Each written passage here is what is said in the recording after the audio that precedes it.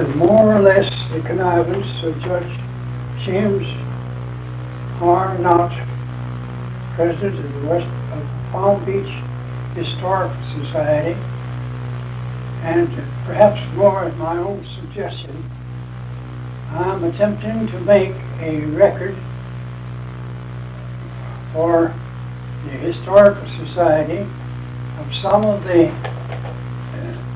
remembrances that I have of the pioneer days from 1890 on of the Lake Worth section, as was known when I first went down in that country. As my reasons for going into that country were because of Miss Hattie Gale, who has been known and is known in various historical ways as the first teacher who taught a public school that was financed by the county of Dade County itself. I think it is only right and proper that I begin with a little of her own history regarding how she came to be a more or less of a Floridian before I did. In fact, in 1885 and 86, I didn't get to Florida until 1890. So without any further preliminaries, I should proceed to read what she has to say regarding her own first arrival in Florida and some of the things that she needs to, or cares to speak about. This that I am reading into this tape was taken down in shorthand from Mrs. Sanders' own dictation by a Miss Dreyer. We knew her as Shorty Dreyer, D-R-E-I-E-R. She was a native of Topeka, Kansas, was in the Women's Army Corps with a granddaughter of ours, Sylvia Porter, and these two young ladies were there visiting us in Inverness, Florida, in the early 50s, 1950, when this record was made by my wife, Mrs. Hattie Gale Sanders. Quotation. Miss Dreyer has been kind enough to say she would take down some little items I would like to record regarding my father, Elbridge Gale.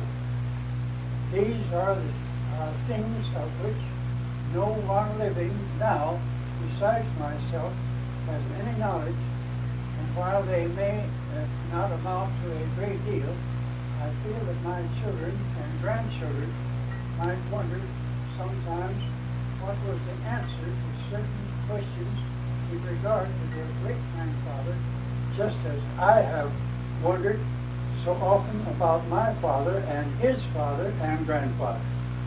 I will try not to tell anything of which I am not reasonably sure. Father was born in Bennington, Vermont on Christmas Day, 1824. His people were farmers, and my father was the oldest child in the family. There was quite a little difference in the age between him and the younger children, and he told me long ago that his childhood was rather a lonely one, because his grandfather, Solomon Gale, was an inmate of the home and made a companion of father. Father learned to roam the hills in search of rocks and other things that interested grandfather. They seemed to enjoy each other very much. That's about all I know of father's childhood. I know in his young manhood he taught some school, and at one time he entered Brown University. How long he was there I do not know, nor the year. but his college career was ended by a violent attack of sciatica. Afterwards, Father graduated from a theological Baptist seminary. During his seminary course, he served some country churches round about, but after he was ordained, he went to Johnson, Vermont, as pastor of the Baptist church there. I am quite sure this was his first pastorate. He fell in love with Elizabeth Carpenter, a native of Johnson, Vermont, and they were married on the 14th day of March, 1853. Their first child, my brother George, was born November the 30th, 1854. Between the time of his birth and the birth of my sister Ella, July the 26th, 1856, they had moved to Pavilion, Illinois. Our father was pastor of a little Baptist church until the close of the war between the states. Pavilion was near Aurora, but is no longer a post office, I think. At that time, Father and Mother decided to join the trek into Kansas, and with their 2 children started for Lawrence or Leavenworth, I am not sure which, in Kansas, which was as far as they could go by rail. There they were met by Bradley Fullington, whose wife was my mother's oldest sister. The Fullingtons were living at Milford, Kansas. Uncle Bradley met Mother and Father at Rail End, and the trip was made by covered wagon to Milford. It was a strange experience for my mother, and she often told of the fact that when they went to sleep at night in the wagon, Uncle Bradley laid a gun at the opening of the wagon, and she said, "What is that for, Bradley?" "Well, there might be Indians," he replied. She didn't find it reassuring. After our people arrived at Milford, Father was very soon called as pastor of the Baptist church in Manhattan, and for a short time he rode from Milford to Manhattan horseback to fill the pulpit. However, they soon moved into a small house not very far from Vermont, on the edge of town, and probably it is not standing now. It was not very long before Father bought 40 acres of land that is now the northeast 40 acres of the original college campus of Kansas State University of 160 acres. Father improved this and built a small house on the edge towards Manhattan, which is gone now. The college was to be moved from the old College Hill town down to its present site, and Father sold his 40 acres to very good advantage to the state. With the money he got, he bought an entire block where the old Gale house still stands, and erected the home. This was finished in 1874. At that time, I was 4 years old. My recollections are very dim of this moving, but I remember a little. Father had been a regent of the college, and at the time of moving into the new house was professor of horticulture at the college. As you know, because of political differences with President Anderson, Father was asked for his resignation in 1878. Father was somewhat disheartened, and his health was not too good. For a few years he helped my brother George in a small business at Milford, but he had no real business at this time. In the winter of 1883 and 84, Father was very ill with a violent cold and cough, and he and my mother became alarmed about the effect of the Kansas climate on his Constitution. In the fall of 1884, he packed his trunk, putting in a small kit of carpenter's tools, which he could use with a good deal of skill, and took a train ticket to Jacksonville, Florida. He has told me that from the time he was a little boy, he would study the old crude pictures of the geography and pore over the pictures where the palm trees and the natives with little clothes were pictured. And it seemed to him it would be the happiest thing in the world to get where there was little winter. He had little idea of where he was going, but he wanted to get below the frost line. Whether he talked much with people at Jacksonville, Florida, I do not know, but he took the St. Johns River steamer, which went daily to Sanford. There he stayed 2 or 3 days, and I think he gained some little information of a country down close to the coconut tree, down close to the end of Florida, where they said it didn't freeze, where coconut trees didn't freeze.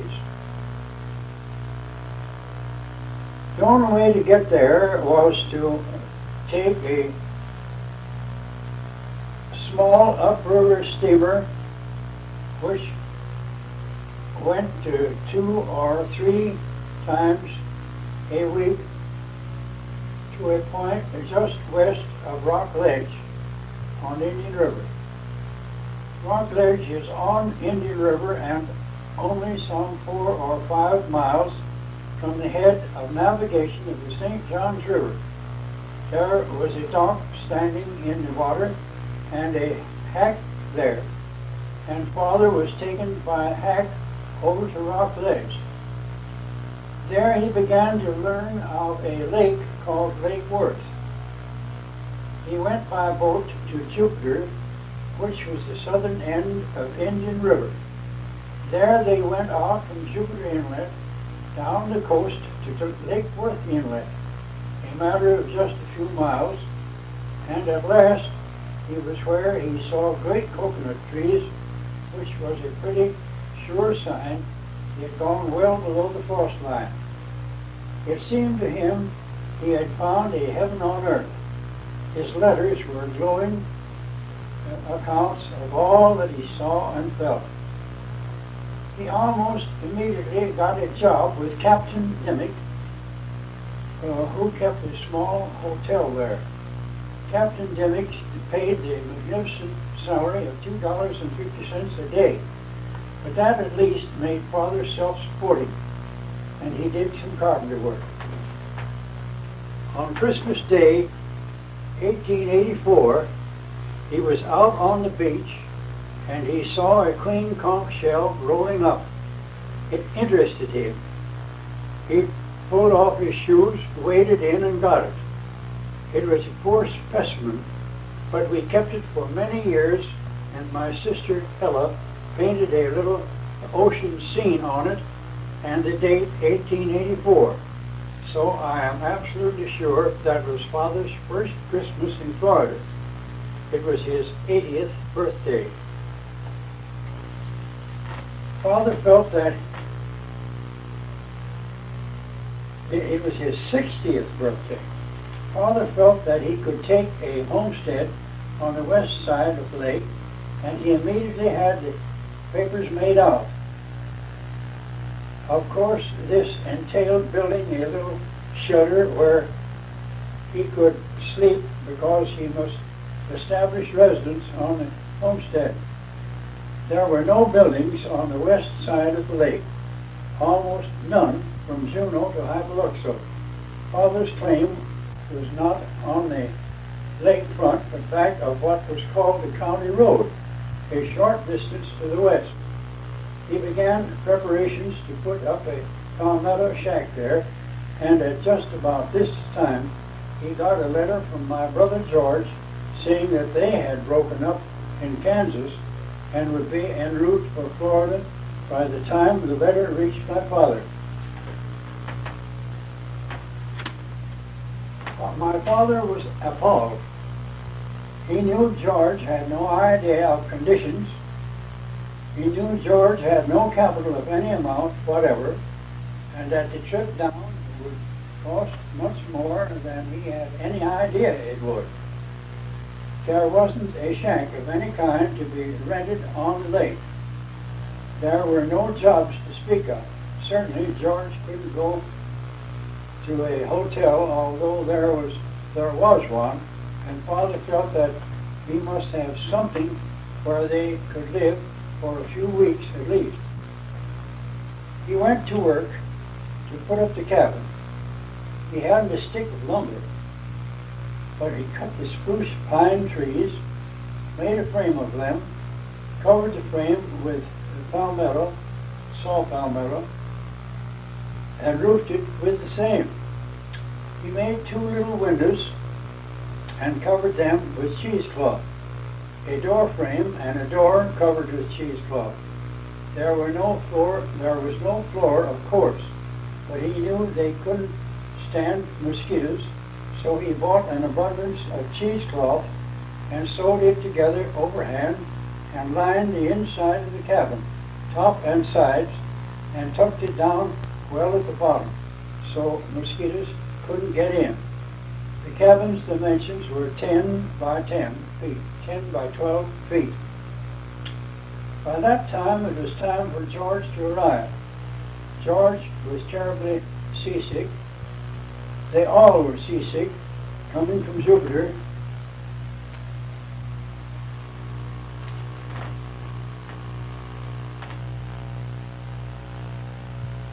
Jupiter to Lake Worth Inlet on the ocean. And the little boat took them right on down to the hotel where they had dinner. Then Father managed to get their trunks and their small bundles transported over on the west side of the lake, and it was quite a walk back into the woods. But they got there before night. George, who was still sick, lay on a pallet on the sand floor, and somebody said it's Groundhog Day. And George said, yes, and I'm the groundhog. This story fixes the date of George Gale's arrival on Lake Worth as February the 2nd, 1885. George had bought a small cook stove and shipped a little freight that was coming by schooner from Jacksonville to Lake Worth, and in a few days they had set up a very crude housekeeping. George was broke, and Father was too, I think. But both could work at carpenter work, so as soon as they got a place they could stay in, they both went to work. It didn't take very long to get a little bit ahead, so that they bought a piece of land out on the lakefront and built a sort of a house. My father knew how to split shingles, and he fixed up a light hand machine. They got cypress logs off the beach combing, of course, cut them in shingle lengths, and Father made shingles enough to cover the frame of a little one-room house with a lean-to and a little Hattie Gale. In a matter of 3 months, they had this house built on the lakefront. They would have to have more flooring, have some flooring, and they used ceiling boards on the main room walls. I heard them say they put $40 cash into the house. They had bargained for a strip of land of lakefront, and in front of Father's claim, and George and Father owned that and sold it off in lots as the years went by. I should say here that George's family consisted of himself, his wife, his wife's niece, Nellie Simpson, who was called Hattie Gale, and their son, a mere baby, Willie Gale. There was one small store on the lake when my father and brother got down there, but by the time Father and George had a rather decent roof over their heads, Judy Hendrickson was building a small store some 3 miles north of the Brailsford's store. Hendrickson learned that my brother had been a storekeeper and hired him to take charge of the new project. In the spring of 1885, Father went north for the summer. He and Mother decided I had better return south with him in the fall instead of going back to college for several reasons. They thought I was too young and too much interested in 3 or 4 boys, and that I wasn't very strong. But the real reason was, I guess, that Father needed some member of the family to establish his residence on the homestead in order to get legal right to the land. I was very happy to go, a girl of 15 years. I took the trip down with my father, and the same trip that he took up St. John's River in a steamer to Sanford. Here we laid over for a couple of days for the upriver steamer. It was a repetition of the same trip that Father had taken the year before, excepting the fact we did not have the short ocean trip from Jupiter Inlet to Lake Worth Inlet.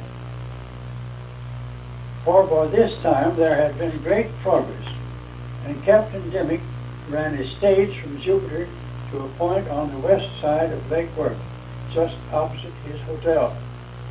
They have not bothered to remove any of the soft palmetto roots. It was, I am sure, the original Rough Rider Trail. The stage passed in front of my brother's house. We were there. For nearly a year, Father and I were part of George Gale's household. In the spring of 1886, I taught the first school ever held in Dane County. By early fall of 1886, Father had built a very comfortable cottage on his claim, and he and I set up housekeeping there. Mother decided to rent the 1208 Kearney house for the college here and came to Florida for the winter. She never liked the state and was entirely ready to go back to Manhattan in the spring. Also, I was to go back and finish college. We arrived at commencement time, and I saw my original class of 1887 get their diplomas. The day after commencement, I was on the Union Pacific platform with friends, watching the students getting off for summer vacations, when I was introduced to a big young college boy with a guitar hanging on his shoulder, whom I married some 3 years later. But this should be Father's story, not mine. During the 2 years while I was away from Florida, Father did much work with the subtropical plants and fruits, which interested him so much. After my graduation, I was very anxious to get back to Lake Worth. I joined Father in the early fall of 1889. During the winter, I was with Father. I took a 7-month school at Mangonia, which was merely a post office settlement near Father's claim. At Mother's request, Father went north in the spring of 1890, and they sold all their household belongings except what little they wanted to ship to Florida, and the house was rented. In August, Father and Mother returned to Florida. My husband-to-be had already arrived, and he and I would find my father. I think our combined financial resources were somewhat less than $100, although I had accumulated a sort of housekeeping equipment. We rented a little house, and Dad taught the same school that I had taught the previous year. I shall refer to my husband as Dad from here on. On June the 25th, 1891, our son Elbridge was born. We had now moved into Father's house, knowing that Mother intended to go north for the summer. She stayed until the baby was 3 weeks old and then went north. By this time, Dad was working with George Lanehart as a carpenter. He made $2 a day and worked 10 hours besides rowing in a rowboat to his work and back. We spent the next year with Father, and part of the time Father Sanders was with us, since he had come to Florida too. When our son Elbridge was about 1 year old, Mother sent me a check and wanted me to take the baby and join her in New England for the summer. So I left my father and Dad to keep bachelor quarters, took the baby and went north. We spent most of the summer in Johnson, Vermont, where my mother was born and where she was married. In the fall we returned to Lake Worth. In a short time, Dad had put up a little house on the lot on the lake front that Father had given us. We set up housekeeping by ourselves. On February 10th, 1893, my mother died very suddenly, which changed our plans, as Father wanted us to move in with him, and we did. Father went on with his interest in horticulture, and I think his greatest love was always the mango. The history of the Mulgoba mango is common knowledge and need not be touched on here. The rest of Father's life was spent with us, with the exception of 2 years when we moved down to Miami, because Dad was employed as an engineer on a power boat on an overseas railroad project. It was during this time that Dad was swept out to sea on October the 18th, 1906. But this story is well known to many people. Dad had had enough of that work and took a job with the East Coast Canal Company. He was stationed up near St. Augustine, and I, with my 4 children, went back to our own home on the lakefront on Lake Worth, where Father was with us. Here he died suddenly, or my father was with us. Here he died suddenly of strangulated hernia, November the 5th, 1907. He is buried in West Palm Beach. Father was a great man, and his children, grandchildren, and great-grandchildren can all be very proud of their heritage. This ends the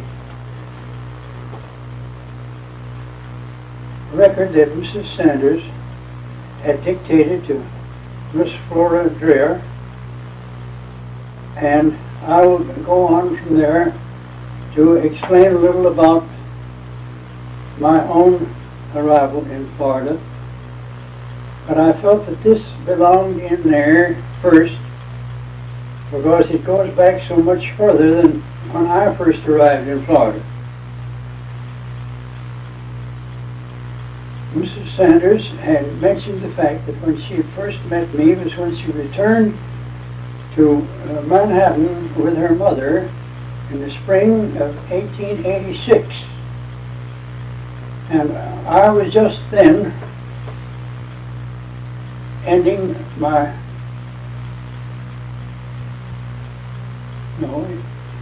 I had entered college in 1886, and she was returning in 1887.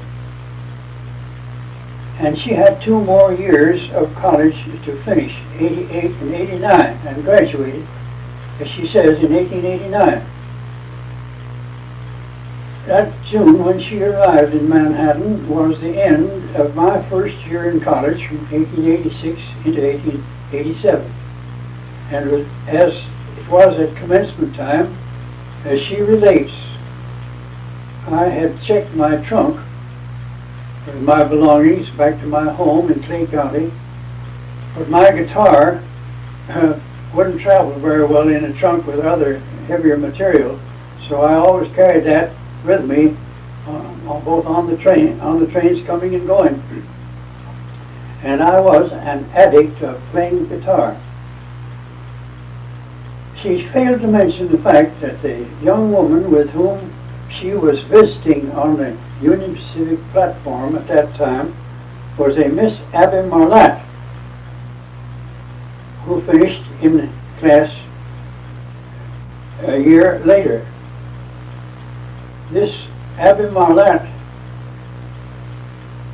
was taking a course in home economics, and her first teaching job that she entered into after she graduated was in Utah, and she spent quite a while there, but eventually she wound up at Lansing, Michigan, in the Michigan Agricultural College, and as an instructor in home economics, in which she made a very good name, because she had been brought up under the direction of a Mrs. Nellie Sawyer Kedzie, who was the first home economics teacher at Kansas State Agricultural College in the very beginning days, when that was a new subject that was being given to our co-eds for the first time in Kansas State. I think she was one of the organizers of that material, really very essential course in the entire United States. At any rate, she had a national reputation as a great teacher, and this Miss Abby Marlatt was one of her favorite and pet students, and in the long run she took over the work that Nellie Sawyer Kedzie had been doing after she left Kansas State and went to Lansing, Michigan as a teacher. This Miss Abby Marlatt never married. She had no particular use for the men, apparently, even as a student. Her idea was that the womankind need to be enfranchised, given the vote. And she was one of those who, in her time and day, certainly backed the enfranchisement of women here in the United States. I did know about this Miss Gale in another way before I met her on that station platform. That first year that I was in college, I joined the Webster Literary Society, and at once got mixed up in their programs with that guitar of mine, because I was rather a fool about wanting to sing and play my guitar and so forth and accompany myself. And I was put on a program almost at once to furnish the music for one of our evening sessions. As soon as that transpired, a senior who was to graduate that coming spring, John B. Brown, immediately grabbed me off and started a quartet, or as they call it, was known as the Webster Quartet, consisting of himself, a junior in a class below him by the name of Clarence Freeman, as the Brown himself sang first tenor. Freeman was a singer capable of carrying the second tenor, and a man who was then a sophomore for that year of 86 and 87, by the name of Walter Olin, who was the brother of one of the college professors at that time, Professor O.E. Olin, who was the first bass, and I was relegated to second base. And during the fall term of that year, it fell to the Webster Society to put on their literary program as a part of their annual, what they were going to do in the college auditorium. I didn't know any better than to think it was a nice thing to give a girl a bunch of chrysanthemums.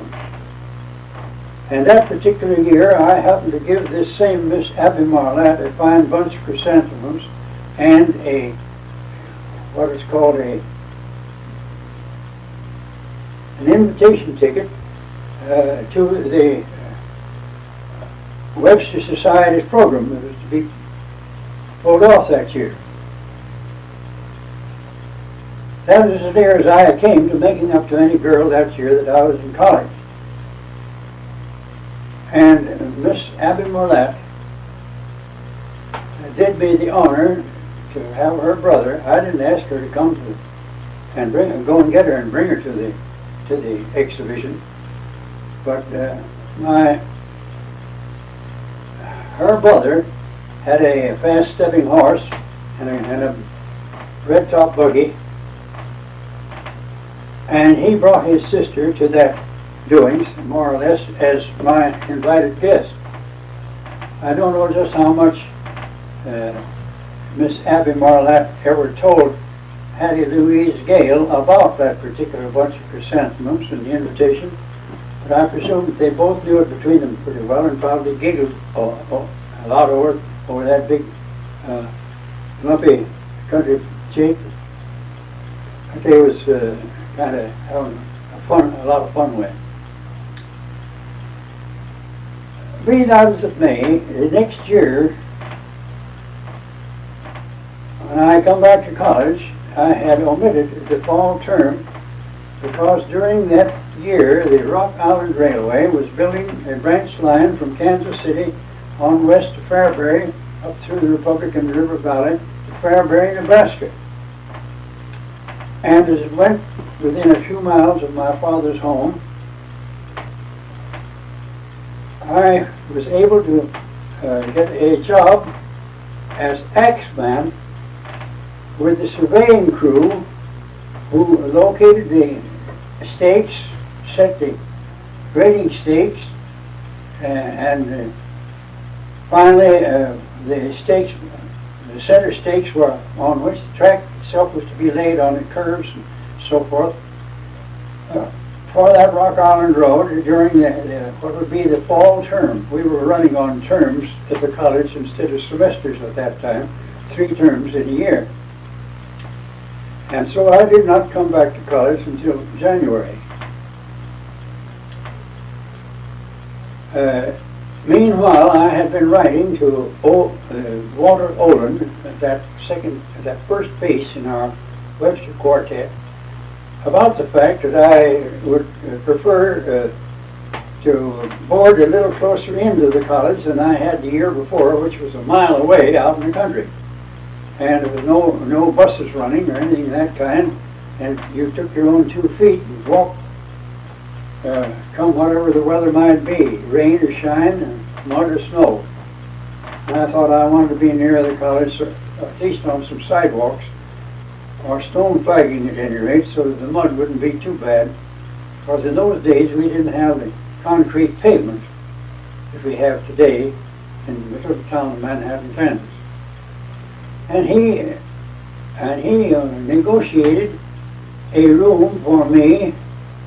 I had to share that room with another student, however, because that was the custom in those days, in a private dwelling house that was owned by this Miss Gale's mother and father, Reverend Elbridge Gale and Mrs. Elizabeth Gale, at the foot of Lover's Lane, as they call it, on the present campus of the Florida State University there in Manhattan. Olin met me at the train and we went up to this Gale house. Well, as a matter of fact, as I started to say once before, I had known a little something about this Miss Gale because this J.B. Brown, who graduated that very June that I first met Miss Gale, wanted this quartet of his to go and serenade a young lady who had been a classmate in the freshman and sophomore years when he first entered college. This J.B. Brown then took this quartet, and I was one of them, and I didn't know where we were going. Only I found out that it was Miss Gale later on, as we went to serenade. Well, we were stopping at several other places before we got there, and Miss Gale had already gone to bed and was asleep. But we got under what was supposed to be her window at the Gale house, where I afterwards came to stay, and sang our serenading songs for the dear young lady, and went on about our business. But meanwhile, some of the other students who were rooming in that same house at 1208 Kearney Street thought that was a great joke, and they were going to pretend something or other that they was throwing flowers down. Well, indeed, what they did, they took a pitcher of water out on the porch above where we were and sprinkled water down on us. They didn't pour it on us, but they sprinkled water down on us. And we didn't know until afterwards that Miss Gale never heard a thing about it until the next morning when she woke up. Anyhow, Olin had arranged for a room at this Gale house, and I was to room with another boy. And when he took me to the Gale house, he introduced me first of all to Miss Hattie Gale, because her mother hadn't gotten in from downtown on some errands she was up to, and Miss Gale was there and received us. Well, she didn't know much about Mr. Olin, and I don't know that she remembered very much about me. But that year when I got my assignment, I was still ahead of my classes. That is, when I matriculated the year before, there were some of the required classes in history and so forth, and in higher arithmetic, it was then required as an entrance examination that I was able to pass up and didn't have to take in that first year, and I was ahead on a sophomore study or two that very same year. And when I came back in December, I was still ahead of the game, and the president, who assigned everybody to classes in those days, he did all the assignment, assigned me to a class in chemistry, I think, that was required in the junior year for Miss Gale's classes. And also, that same thing happened in the senior year. For one class in zoology that was required for her class, I was still ahead of the game with something that I had taken the year before. So that there was 2 years there that I was studying at least one subject that Miss Gale was studying the same year. And we got more or less together on our studying, and we got pretty well acquainted with one another. And it eventually was the beginning of our romance, I have no doubt in the world. So that by the time Miss Gale had graduated, and as she has told in her little story, gone back to Florida to live with her father in 1889,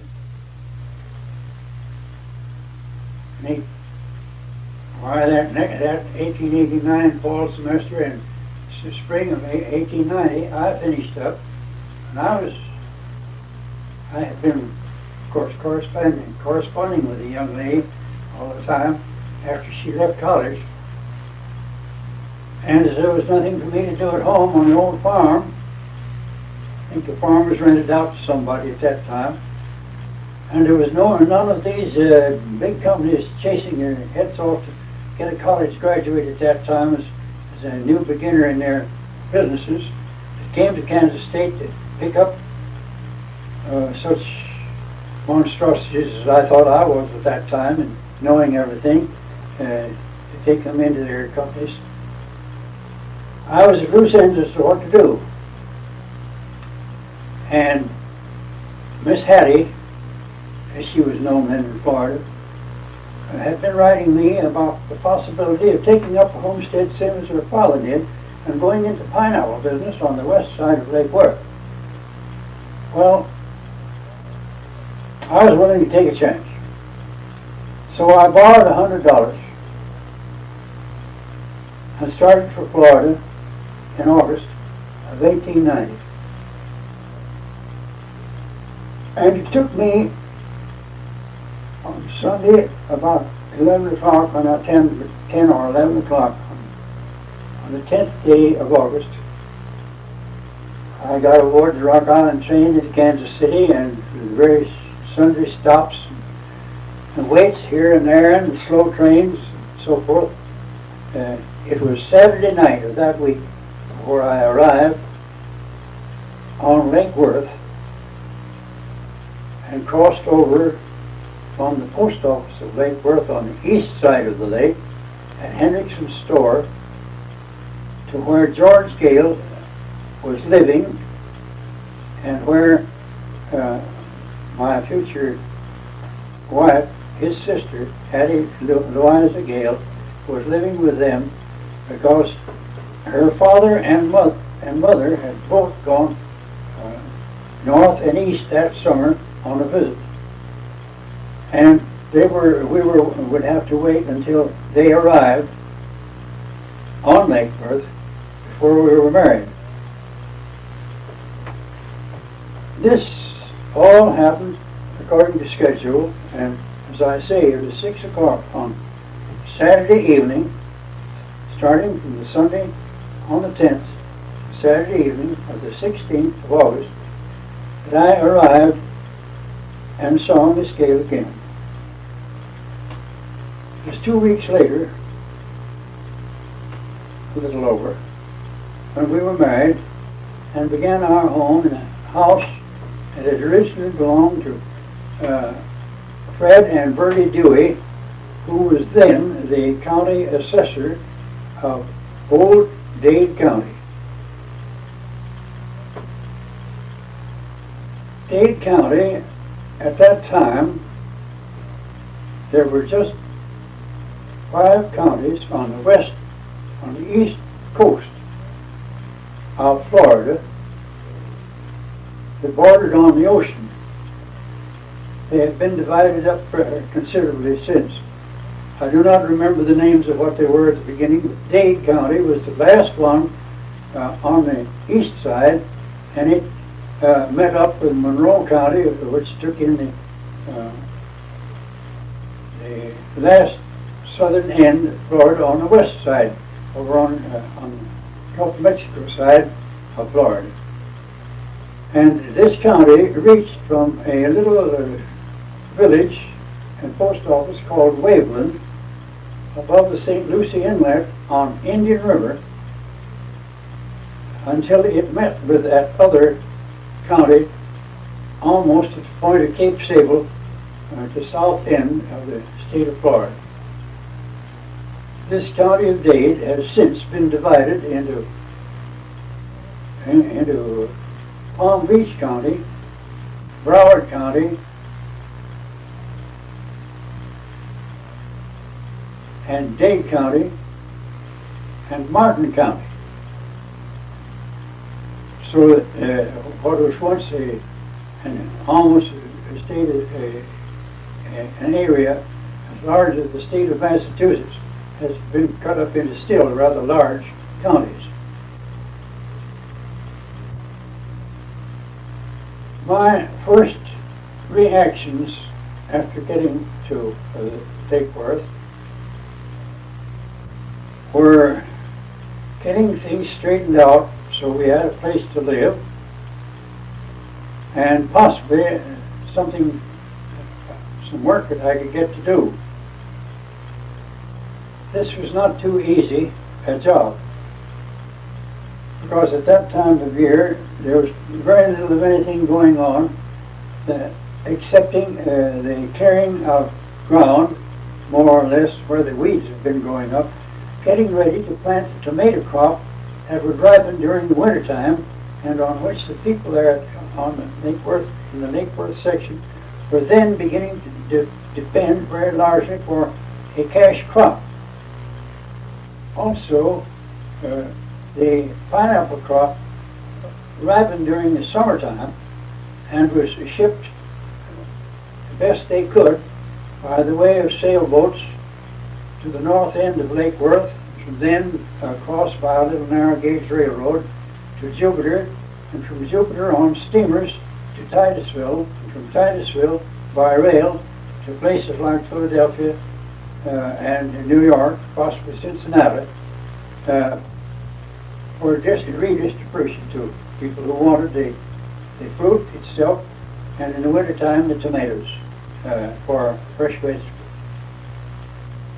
I helped clear up, shortly after we were married, some ground for a defrocked Catholic priest by the name of Pat Lennon. And among other things, I got most beautifully stung by a mess of little yellow wasps. And my back of my neck was pretty well swollen up, as well as a spot on my hands. But eventually, as Miss Gale was now married, that Mangonia school that she had taught the year before was in need of a teacher, and there was none in evidence of applying for the job. So as I had graduated from college, I suppose that I had all the knowledge necessary to teach a little country school, and I made application for the same and got it. And I taught that school that winter some 6 or 7 months at the outrageous sum of $40 a month. It was pioneer days, all right. But during the time that I was teaching that school, I was getting acquainted with various and sundry people all over the state, all over the community there over Lake Worth. And among other people, I got well acquainted with George W. Lanehart, who was then the chairman of the Board of County Commissioners that met once a month at Juneau, the north end of the lake.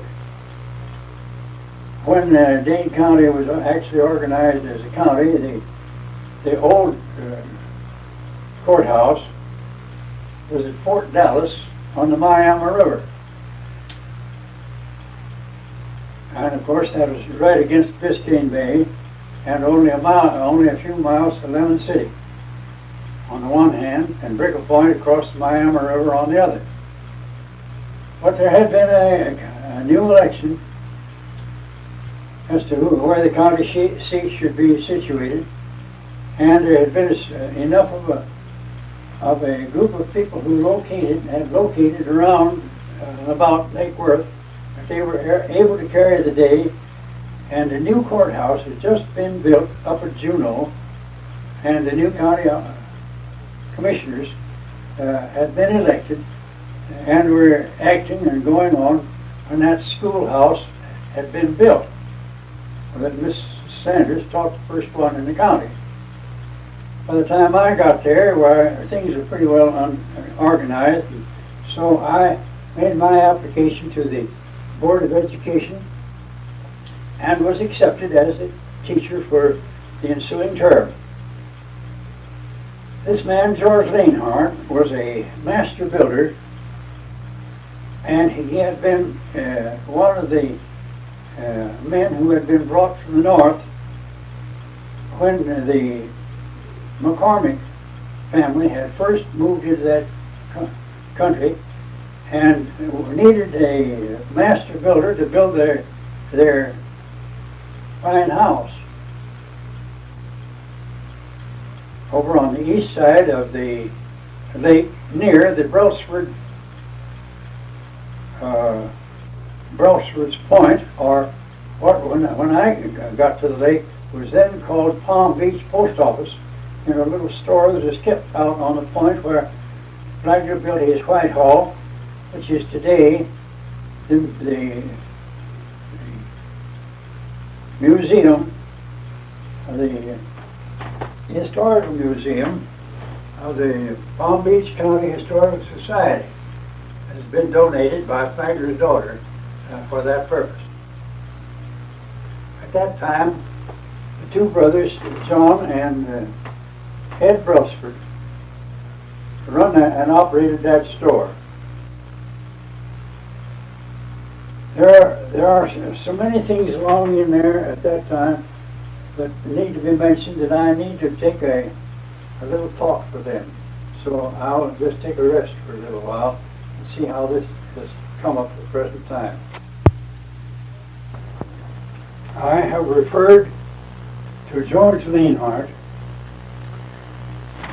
as being the county commissioner of Dade County at the time when I arrived in 1890.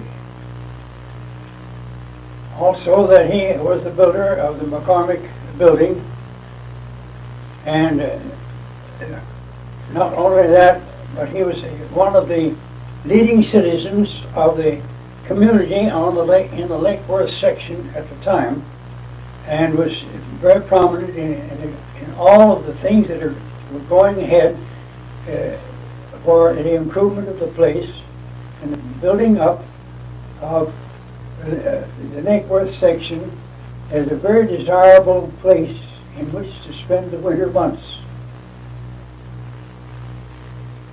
There is some more to the background of this man that needs to be told at this time, I think, as a justice to the type of man he was, besides being a master builder and a citizen in general worth knowing. At one time during his life, immediately after the close of the war between the states, a coast geodetic survey of the state of Florida was being made to more accurately map its various locations, which up to that time had been only known in a sort of a sketchy way. This young man at that time thought it would be quite a lark to go with this survey party, and so he came with the parties that were working on the Florida work. And he relates some of the experiences that they had during the time that he stayed with him in the late 60s and early 70s, while the work was being carried on somewhere near what is now known as Hope Sound, a little north of the Jupiter Inlet and the Jupiter Lighthouse, but reaching back into back country that was an unknown quantity to almost everyone excepting the Seminole Indians. This is part that I'm telling you. George Leanhart told me himself in person during the years after I had finished the teaching of that Mangonia school and had gone to work for him as a journeyman carpenter during the summer months to build the houses that were committed to his care to be built by the incoming settlers that were buying land and wanting houses built in which they could come and spend the winter. It seems that this surveying party carrying on the Coast Geodetic Survey was quartered on board a small schooner that could sail up and down the coast and enter the various inlets and where the work was being carried on, and would be the headquarters from which the survey parties would reach out as far as they could conveniently do so from that headquarters and get back again from time to time, perhaps be only gone a day or two at a time, and return for map making and to get new provisions for the next trip out. And at one time, during their work at or near Hope Sound, the rainy season had come on, and where the St. Lucie Canal is now cut back to Lake Okeechobee and comes into the St. Lucie River, there was a vast swamp that was not drained, and when the summer rains came on in the rainy season, the water became quite deep and would actually overflow out of Lake Okeechobee into that marsh and raise the water in the marsh until it would, in turn, send vast quantities of water into the upper reaches of the St. Lucie River that emptied into Indian River near what is now known as St. Lucie Inlet. They had gone out on one of these surveying trips and had inadvertently lost their way or had wandered out into and beyond any place they had been before, and this high water came on them so that they, in a manner of speaking, were more or less surrounded at the spot where they were working with pretty deep water. His water was deep enough that in places they'd have to swim across what before had only been a wading stream. And they were at a loss as to just how to get back to their ship. They finally found a mound, possibly an Indian mound, that was considerably higher than any of the surrounding territory, and it was up out of the water in pretty good shape. But it was also pretty well occupied by deer, rattlesnakes, and alligators. But they made camp on it, and from that place they sent out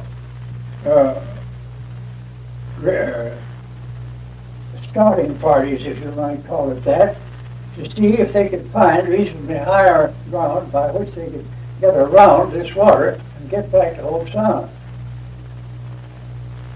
They were marooned on that mound long enough that what provisions they had was completely gone. They had to subsist on what they could of killing with practically nothing on hand to kill them with, either deer or rattlesnakes or alligators. And for anything in the vegetation line, they were plucking out the heart buds of the saw palmetto that grows so abundantly in that part of Florida. And they would cook that heart or stem as a vegetable while it was still soft and white. Scouting party after scouting party would go out and find that they were headed off here or there in the next place with water deeper than they knew how they could get across. And eventually they had scouted enough that their clothing was getting worn into bad shape, rags and tatters. The squeamishness of those who first would not eat the white meat of an alligator tail or the steaks from a diamondback rattler got over their squeamishness and were willing to eat almost anything before they finally found a route by which they could get back to the coast. George Reinhardt said that it was surely a bewhiskered, rags and tattered looking bunch of almost rebellious skeletons by the time they got back to their ship, and he made up his mind that the first chance he got for a chance to get back to New York, he was going to quit that job and get out.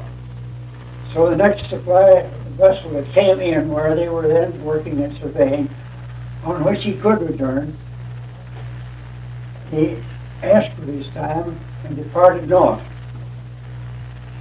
This man, George Reinhardt, afterwards, when he was called south to build the Province House, became so enamored with the surroundings of the Lake Worth country that he himself located and made his home here on the lake, in the Lake Worth section, for the rest of his natural life. his affairs were entwined with the city of West Palm Beach, and also with the affairs on the east side of Lake Worth, until Flagler came to a great extent as what might be called a sort of a part of the town council, although there was no town of Palm Beach at that time. There was just the post office, and the town itself never came into existence until after Flagler had actually built the first big frame hotel called the Royal Poinciana after his during the time that his railroad was building from St. Augustine on south along the west side of Indian River until it came into West Palm Beach as its terminus.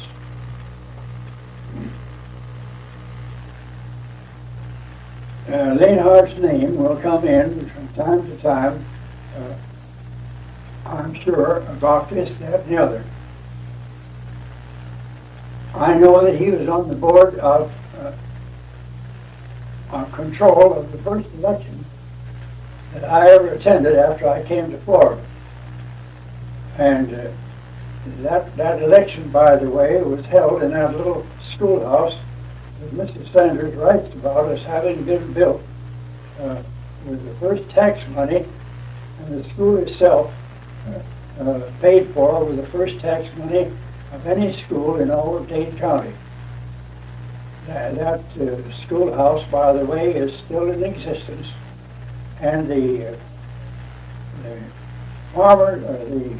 Gardeners Association of the Palm Beaches has acquired that building, and it has been moved into Phipps Park in the Palm Beaches as a headquarters room for the Gardeners Association that keep those magnificent